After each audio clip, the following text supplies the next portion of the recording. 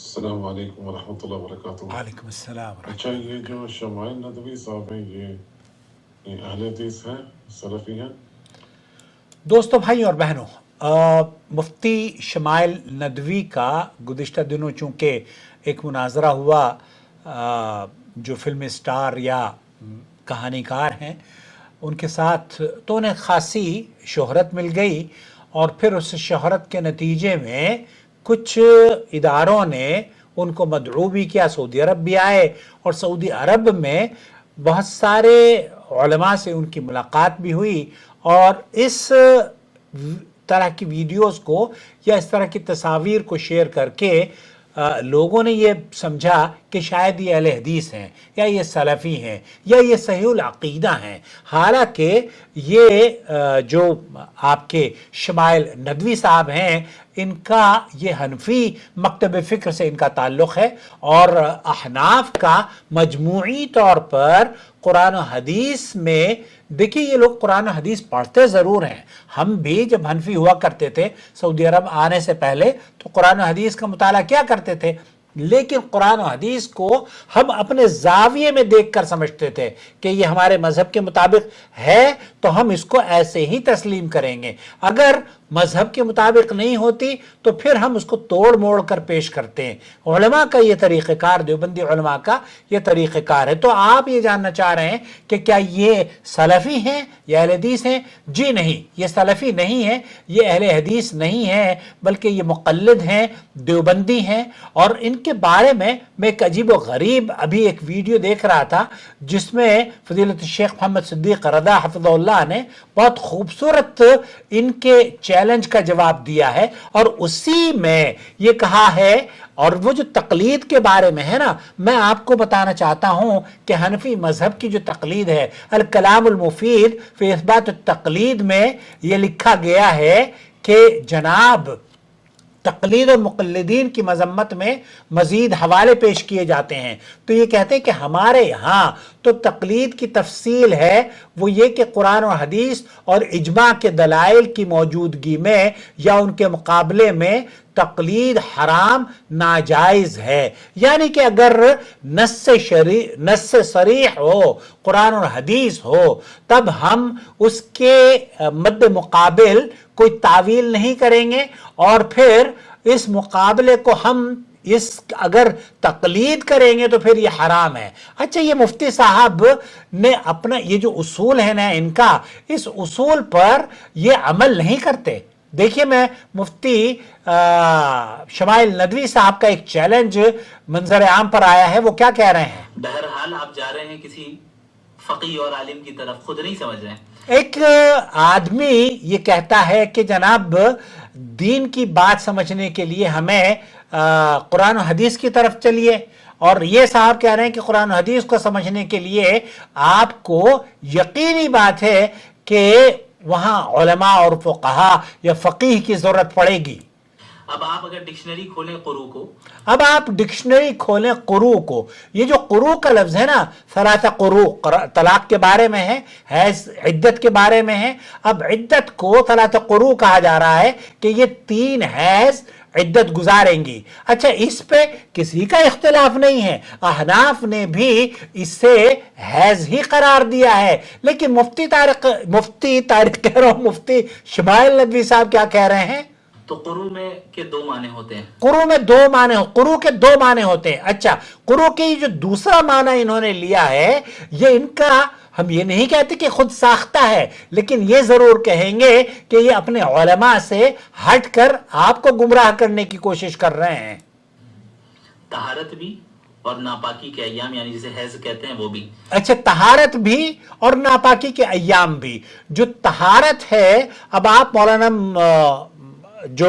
اشرف علی صاحب تھانوی ہیں یا جتنے بھی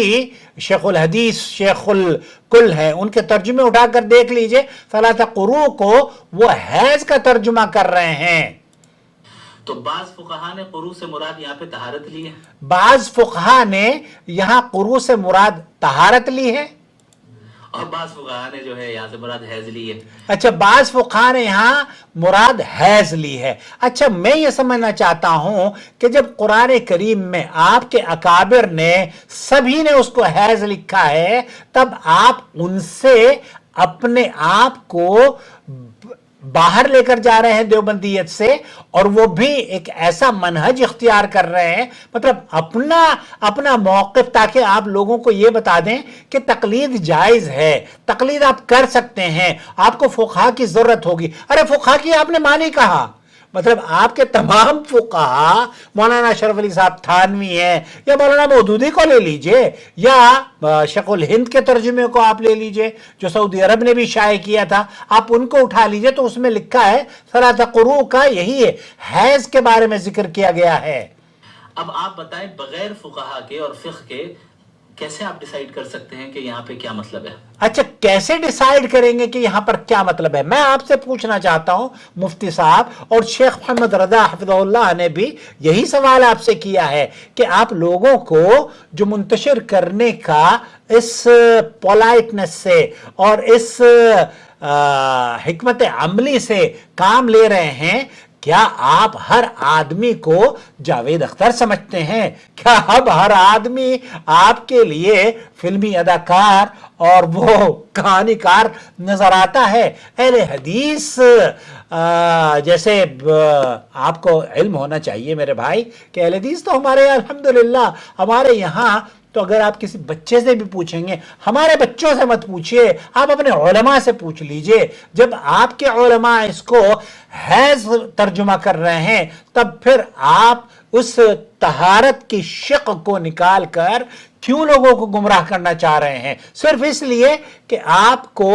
یہ ثابت کرنا ہے کہ فقیہ کو ضرور, اب جب فقہا آپ کو کہہ رہے کہ جناب حیض ہوتا ہے تو فقہا کی تو تردید آپ نے خود کر دی ہے. فقہا کی آپ مان لیتے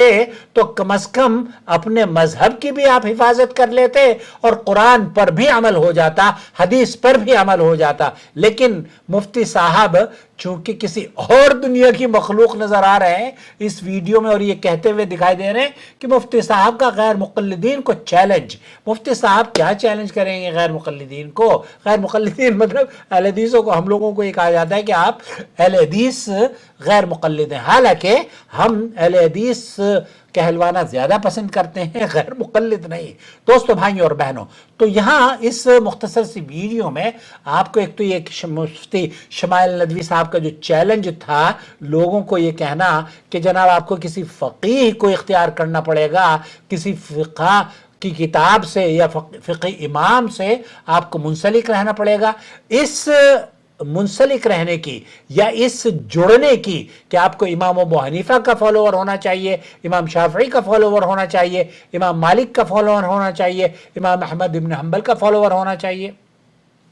اس فالوورشپ کی کوئی دلیل قرآن اور حدیث میں نہیں ملتی. اب آپ جس دلیل کو, جس منطق کو آپ پیش کرنے کی کوشش کر رہے ہیں اس منطق کے حساب سے تو آپ خود اپنے اکابر کی بات کو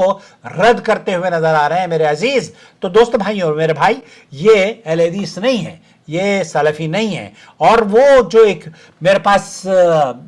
ایک صاحب نے مفتی شمائل ندوی کے بارے میں کمنٹ کیا تھا, اس کا جواب میں نے اگلی ویڈیو میں آپ کی خدمت میں پیش کرتا ہوں, جو کہ کیونکہ میں نے کمنٹس کا سلسلہ ویڈیو کی شکل میں اب شروع کر دیا ہے. جو کمنٹس کیے جائیں گے ویڈیو پر ان کے جوابات میں ویڈیو کی شکل میں آپ کی خدمت میں پیش کرتا رہوں گا. اس لیے اس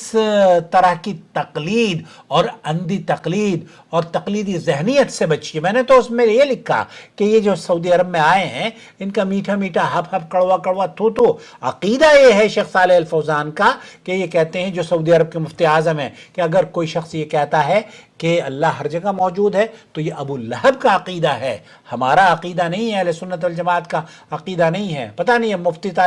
مفتی شمائل ندوی صاحب کا عقیدہ کیا ہے. اللہ انہیں بہرحال ان سے کام لے اور ان کو راہ راست پر گامزن فرما دے. آمین یا رب العالمین. اپنی رائے سے ضرور نوازیے ادب اور شائستگی سے, جیسے ہم نے اپنی رائے ادب اور شائستگی سے آپ کی خدمت میں رکھی ہے.